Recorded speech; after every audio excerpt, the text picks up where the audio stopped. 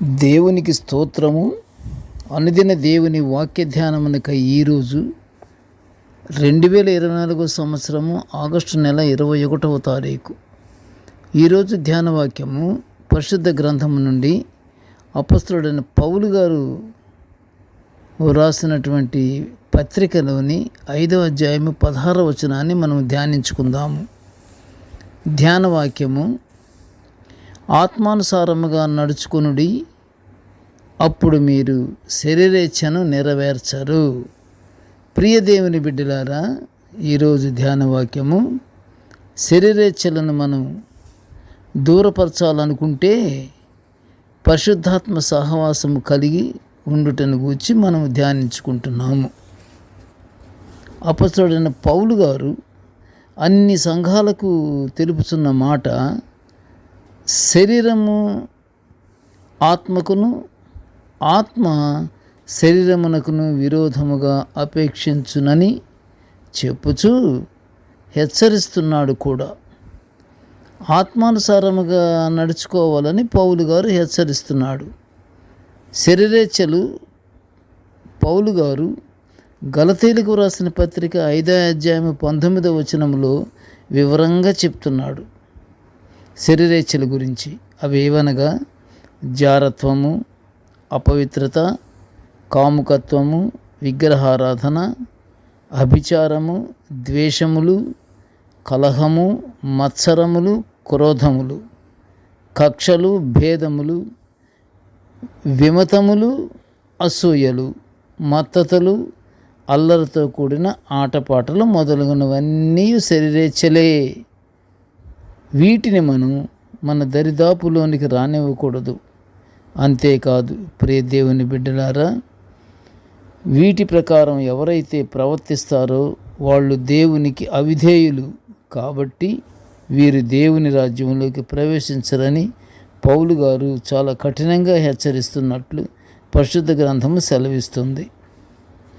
ప్రతి మనుష్యుడు పరిశుద్ధాత్మని, ఆయన చిత్తాన్ని గ్రహించి ప్రేమతో ఐక్యత కలిగి జీవించుచు ఆత్మఫలమైన ప్రేమ, సంతోషము, సమాధానము, దీర్ఘశాంతము, దయాళుత్వము, మంచితనము, విశ్వాసము, సాత్వికము, ఆశా నిగ్రహము కలిగి ఉండి క్రీస్తు ప్రభువు సంబంధులుగా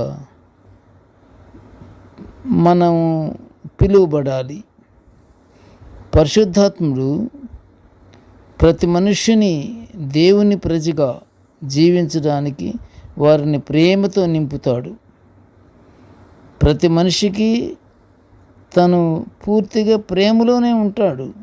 మరి దేవుని బిడ్డలముగా ప్రభువు చేత గుర్తింపబడాలంటే శరీర కార్యములను దగ్గరకు రానివ్వకూడదు. ఆత్మ ఫలాన్ని ప్రేమిస్తూ ఆత్మని అనుసరించి జీవించుచు ఆత్మ క్రమముగా నడుచుకుంటూ పరలోక ఆశీర్వాదాలు పొందుకుందాము. ప్రార్థన చేసుకుందాము. కృపగల తండ్రి, జీవములనైన నీ పాదములకు స్తోత్రములు. ప్రభువా, నీ దివ్య వాక్యాలలో నిత్యము తండ్రి ఒక్కొక్క వాక్యాన్ని మేము ప్రతిరోజు ఈ విధంగా ఇలా ధ్యానించుకునే గొప్ప భాగ్యాన్ని మాకు అనుగ్రహించినందుకు నీ ఘనమైన స్తోత్రములు నాయన. తండ్రి, నేటి ధ్యాన వాక్యమును వినుచున్న ప్రతి బిడ్డను ఆశీర్వదించు తండ్రి. ఇదిగో నాయన, ఆత్మానుసారముగా నడుచుకుంటూ మేము జీవించే గొప్ప భాగ్యాన్ని మాకు అనుగ్రహించయ్యా. ఆత్మఫలాన్నే దేవా మేము ఆచరించే విధంగా ఉండులాగన దీవించు తండ్రి.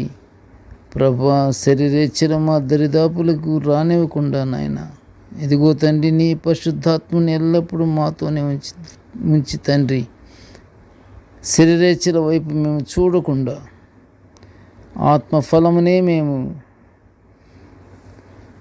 ఆచరించి నీ యొక్క దివ్యమైనటువంటి పరలోకాశీర్వాదాలు పొందుకునే భాగ్యాన్ని మాకు అనుగ్రహించమని ఈ మనవులన్నీ యేసయ్య పుణ్య నామమున వినయముగా వేడుకొనుచుంటున్నాము తండ్రి. ఆమేన్. దేవుడు మనలందరినీ బహుగా దీవించుగాక. ఆమేన్.